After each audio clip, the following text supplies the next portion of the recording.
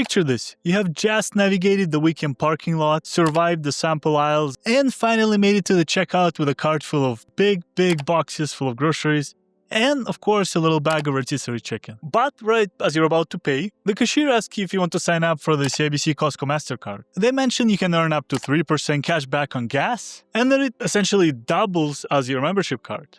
In that moment, it sounds really good, incredibly logical. I mean, you're already at the store paying for membership, so getting the official credit card seems like the obvious next step, right? However, the reality of how this card calculates your rewards is surprisingly quite disconnected from the way most people actually shop at the warehouse. So today I'm going to break down the exact math behind the CIBC Costco Mastercard, explain the specific limits on the bonus categories, and show you why a completely different card might put significantly more money back into your pocket. So without further ado, let's take a look.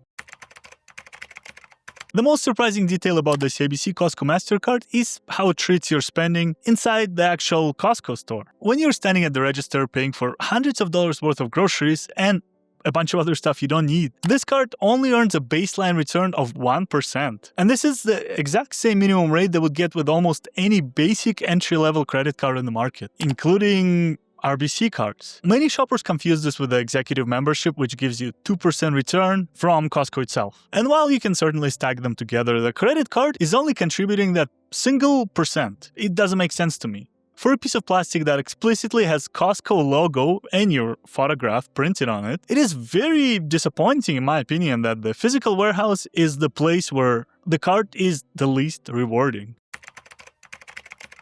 And look, to be completely fair, this card does have strength, but they're unfortunately found outside of the actual warehouse. The headline feature is of course the 3% return on Costco gas, as well as restaurants, which is a very strong rate for a card with no annual fee. And also 2% back on all other gas stations and where you shop online at Costco's website. However, this is a very important fine print detail that the checkout pitch usually skips over. This accelerator rates are very much capped. The 3% gas rate is limited to your first $5,000 in annual spending, and of course, it is a lot, but still.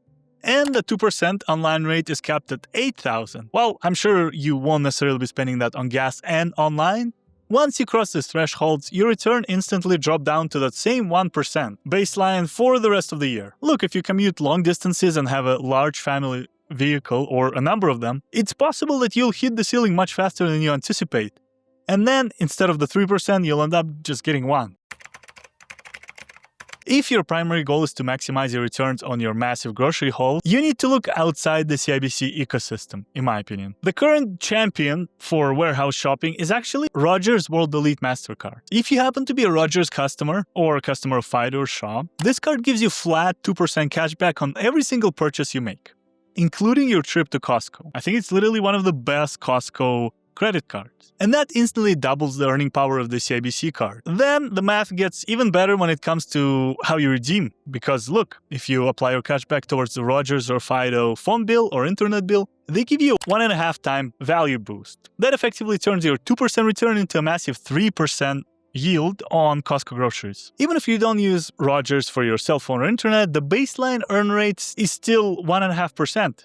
So out of the box, it is 1.5%. Completely uncapped, which continues to be the Costco card inside the store, no matter how you put it. The only real hurdle is that the Rogers World Elite Mastercard requires a personal income of, I think, $80,000 or more to qualify, but other than that, it's literally a no-brainer in comparison. Beyond the earn rates, you also have to consider the mechanics of how you actually get paid. That's another thing that CIBC kind of misses the point. In modern credit card landscape, a lot of platforms actually allow you to redeem your cash back as a statement credit essentially every single month or within the next few business days. Or, whenever your balance reaches 10 to 20 bucks. CIBC, however, is being very traditional in this case, and your rewards accumulate all year long and are only issued to you once annually on your January statement. You receive a digital or physical gift certificate that you must take into a Canadian Costco to redeem for goods or cash at the register. Furthermore, your account must be open and in good standing on December 31st to even receive the certificate. Which, it's very easy to keep it open and in good standing, but look, if you decide to cancel the card or your membership in November, for example, you essentially lose all the cash back that you spent in the last 11 months earning. That seems a little bit silly to me.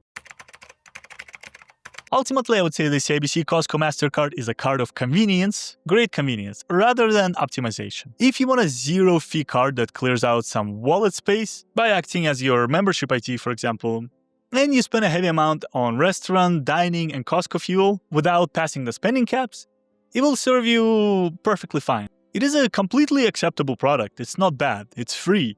But if you're a strategic spender who wants to extract the maximum amount of value from those massive grocery runs, you are, in my opinion, much better off using a flat rate alternative like Rogers World Elite Mastercard and simply keeping your standard membership card in your pocket. Thank you guys for watching, and I'll see you in the next one. Take care.